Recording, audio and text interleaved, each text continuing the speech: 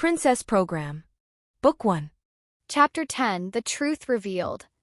Chris couldn't stop the tears that streamed down his face as he recounted the night to Natalie. They sat together in her room, the soft hum of a desk lamp casting a warm glow over them.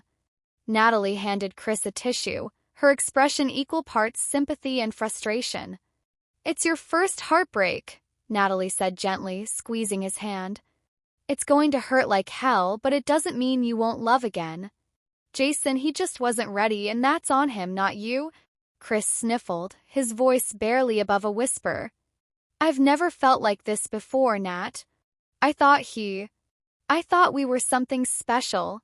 Natalie sighed, brushing a strand of hair from his face. "You are special, Chris. And if he can't see that, then he's the one who's missing out."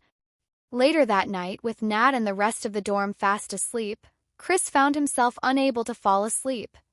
The ache in his chest refused to subside, and the memories of Jason's touch and words haunted him. Restless, he slipped out of bed, put on a black skirt and white shoes, and wandered through the dorm, his light footsteps silent against the cold floors. He eventually ended up at the loading dock, the cool night air brushing against his skin as he sat on a wooden crate, allowing him to be alone with his thoughts, somewhere where no one could see his heartache. Suddenly, the silence of the night was broken by the rumble of an engine. Chris stiffened, retreating into the shadows as a truck rolled up to the back entrance of the dorm. Two men stepped out, their voices low as they began unloading boxes. Chris watched intently, his curiosity mingling with unease. The men carried the boxes into the building, leaving the truck momentarily unattended. Chris's heart pounded as he crept forward, the faint glow of the truck's interior lighting his way. He hesitated, then pried open one of the boxes. What he saw made his blood run cold.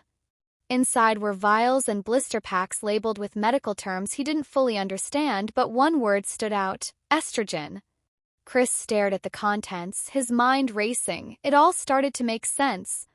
The changes he'd experienced over the past year, his softer features, his heightened emotions, his growing attachment to Jason, suddenly took on a sinister context. Could it be that the meals for the princesses at the dorm had been tampered with? Could he unknowingly ingest chemicals that would altered and feminized his body? But it all seems to make sense. Footsteps echoed nearby, and Chris quickly closed the box, retreating into the shadows as the men returned. They finished their delivery and drove off, leaving Chris alone with his discovery. Back in his room, Chris sat on the edge of his bed, the vials and labels burned into his mind. His hands trembled as he tried to process the violation.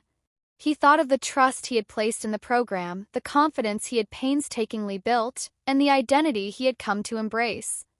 Was it not his choice all along? Is there something bigger here at play? But beneath the anger and betrayal, a new resolve began to take root. Chris knew he couldn't let this go unanswered.